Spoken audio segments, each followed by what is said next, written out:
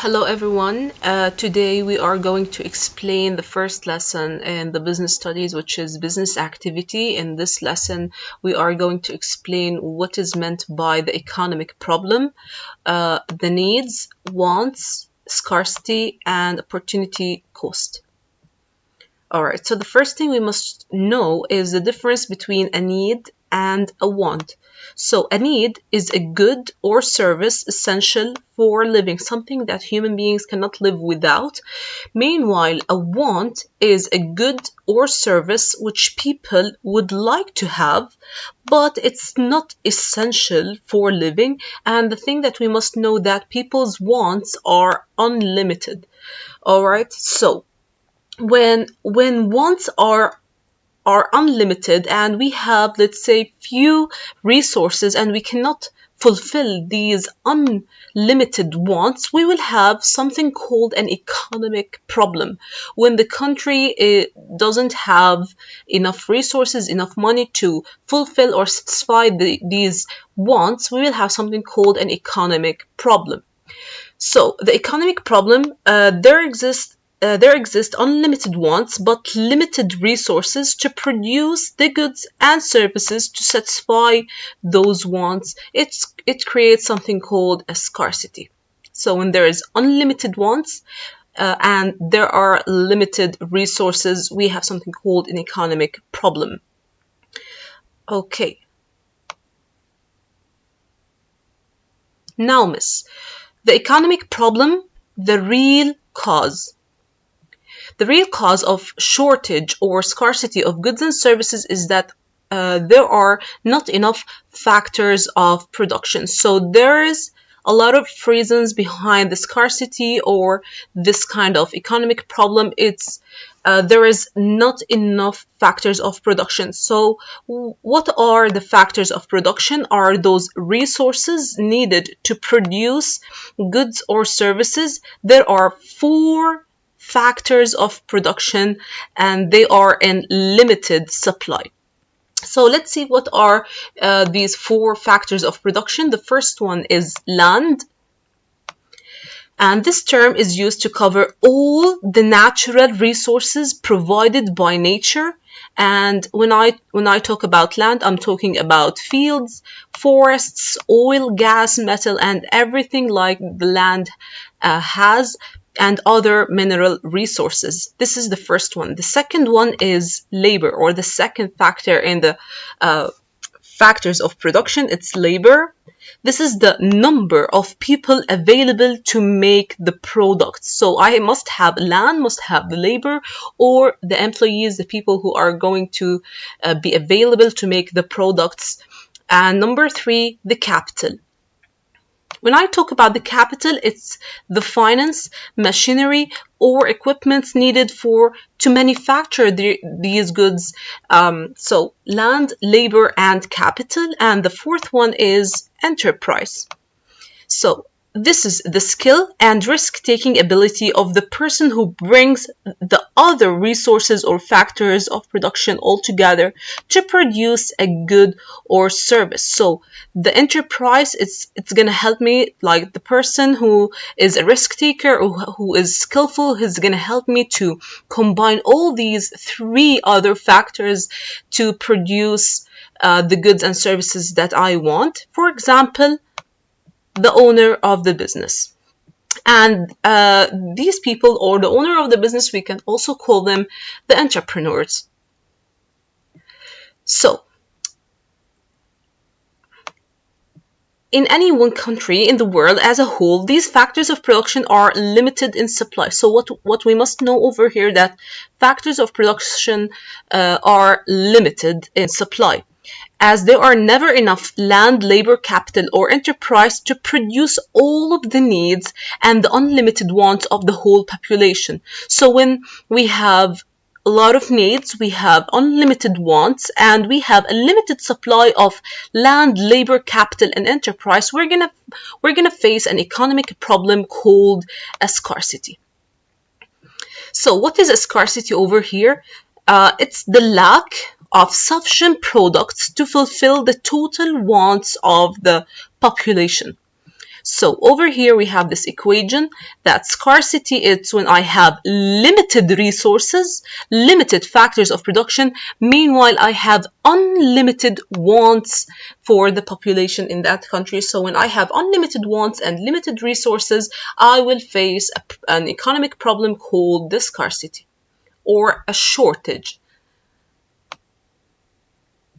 Okay, so when I have a limited resources, that means that I have to choose. So I can't have everything, I have to choose. So when we make choices every day, we have to, as we have limited resources. So since I have limited resources, I can't take or to choose all the options that I have, so I must choose, but so many ones. So we therefore have to decide which want I will satisfy. So I have unlimited wants, so at least I will choose the wants that I'm able to satisfy, and which I will not, or actually I can't. All choices involve giving up something. This leads to a new term called an opportunity cost. An opportunity cost is the next best alternative given up by choosing another item. So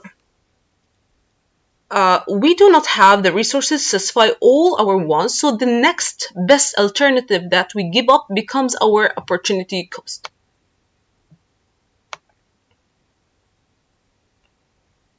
Okay, so let's take an example. There's an opportunity cost when we are dealing with personal decisions. We have an opportunity cost when in businesses and in governments as well. So like a personal decision, shall I take the holiday or shall I buy a car? The individual chooses to buy the holiday, so the car becomes the opportunity cost. So if I chose the holiday, the opportunity cost is going to be the car. It's the opportunity cost over here. So the next best alternative, the alternative that I let go, is the opportunity cost. When it comes to businesses, shall I buy machine A or machine B? So the company decides to buy machine A, so machine B becomes the opportunity cost. So if I chose machine A, then the next best alternative over here is going to be the opportunity cost. And in the government as well, when the government it's choosing between doing a new road or to build a new school, the government chooses to build the road, so that the school becomes the opportunity cost. So if the government chose the new road, okay, so the new school is going to be the opportunity cost. It's the next best alternative.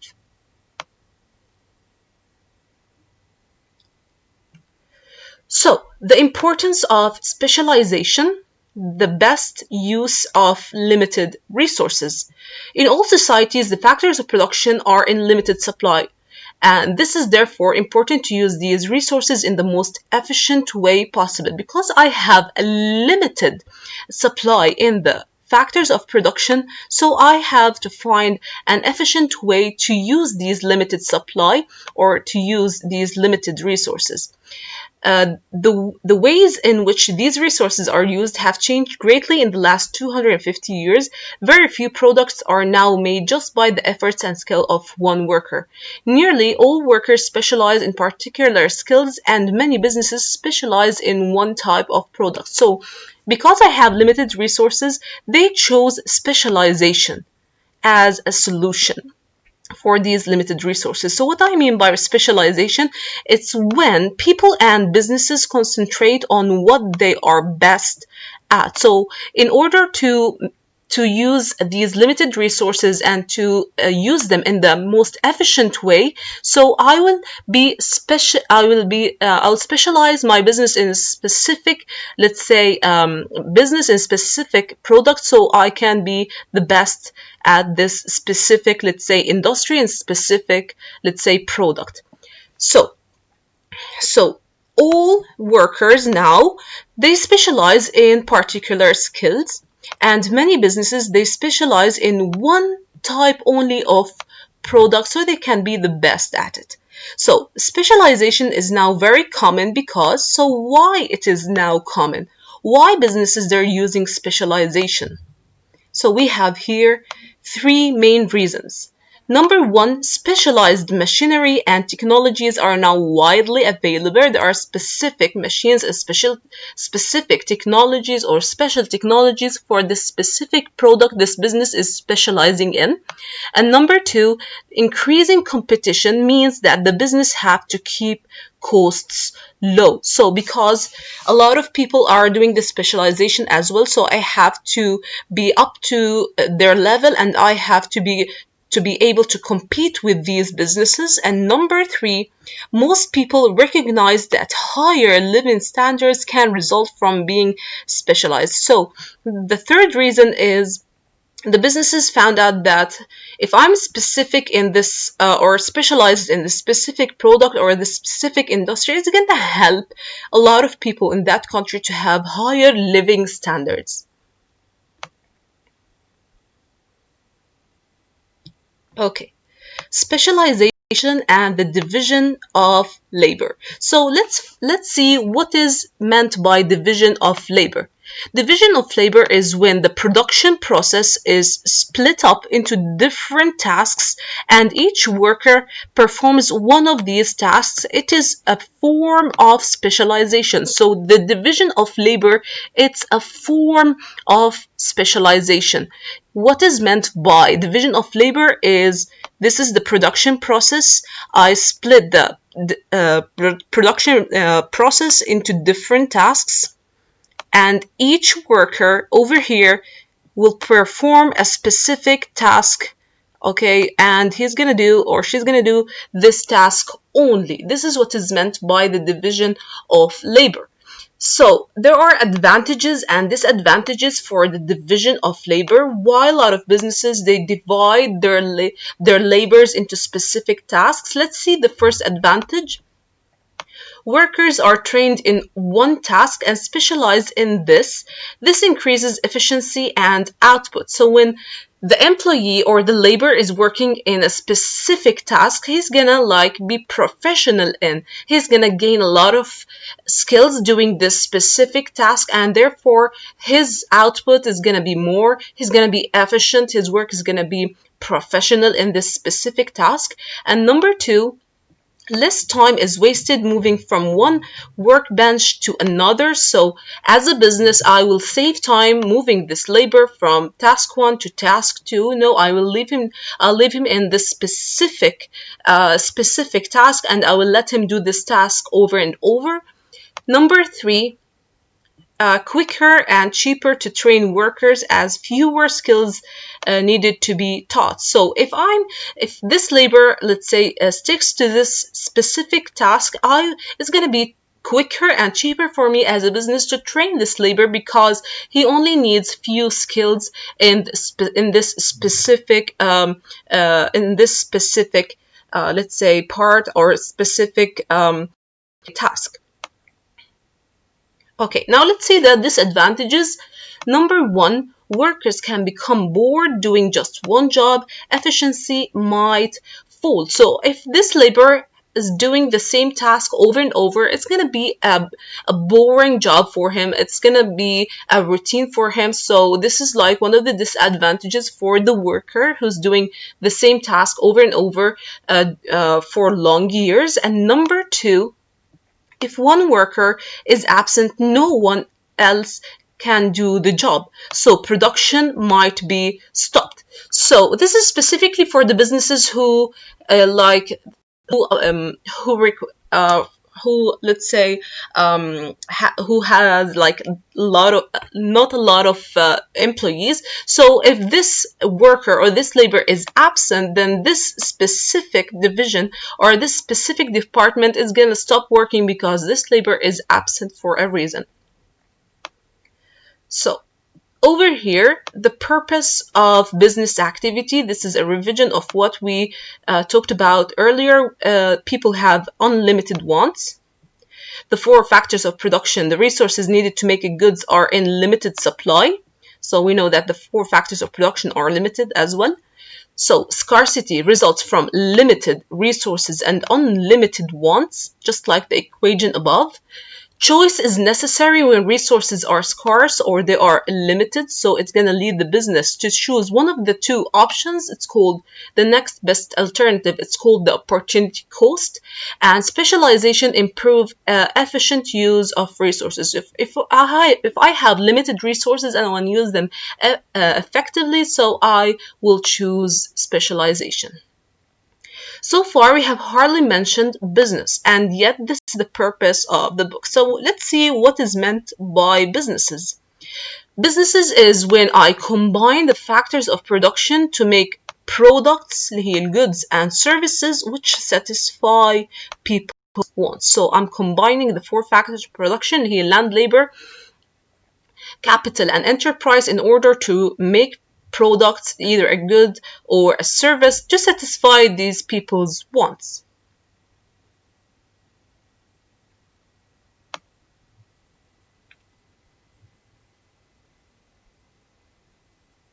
So what we must know over here that products could be a good, something tangible, a physical item such as cars, shoes, something that I can touch and see, and also I have the service which is intangible, something that I cannot touch and see, such as insurance, tourism, or banking. And over here we're talking about the different sizes of the business. A business could be a small business, just one person, or large. Okay, some businesses employ thousands of people with operation in many different countries. And also here we're talking about the ownership of the business.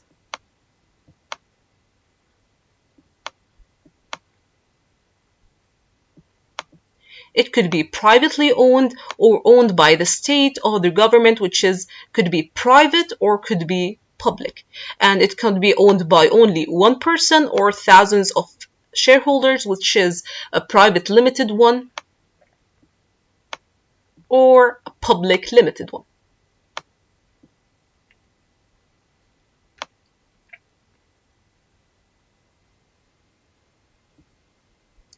All right. So what is business activity? Number one, we must know that it's combining scarce factors of production to produce goods and services.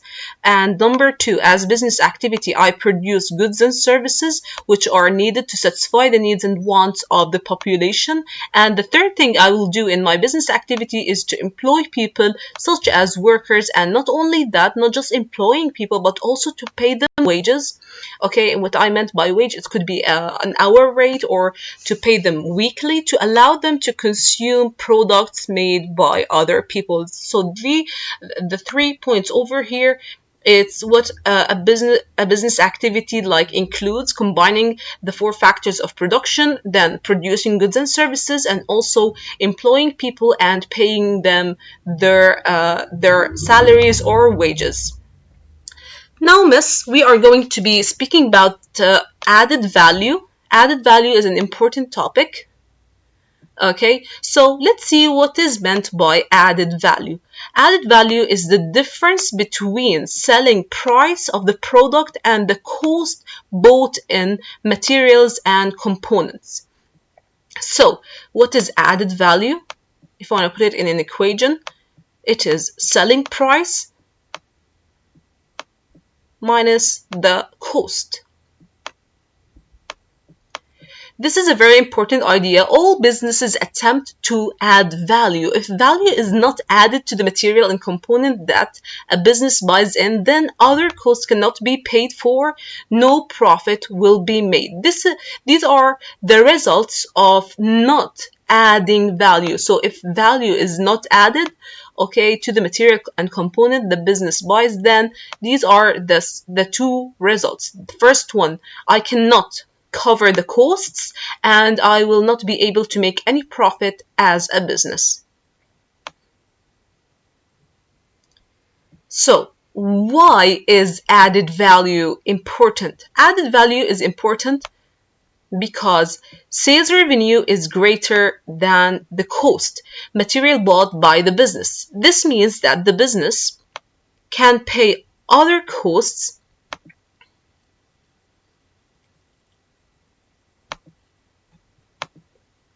Okay, this means the business can pay other costs such as labor cost,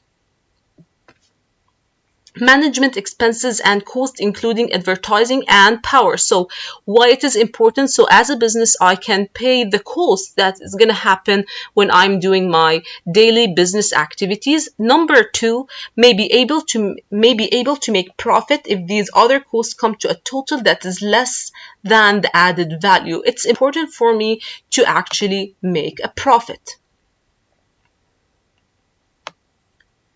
Okay, so how could a business increase added value? So a lot of businesses, they know that the importance of the added value. They want to cover the costs. They want to make a profit. So how can they increase the added value in order to be able to pay the cost and in order to be able to make more profit? So we have two main ways.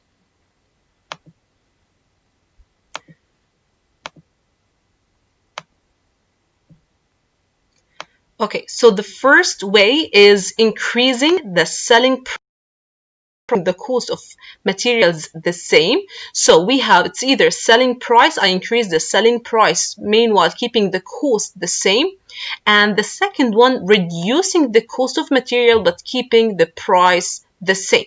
So increasing selling price but keeping the cost of material the same, this might be possible if the business tries to create a higher quality image for its product or services. So the first one, increase selling price and keeping the cost of material the same. So I'm just increasing the price. And the second one, no, I'm reducing the cost, meanwhile keeping the price the same. All right. So these are the two ways I can increase the added value in order to get a higher profit and to be able to pay the costs.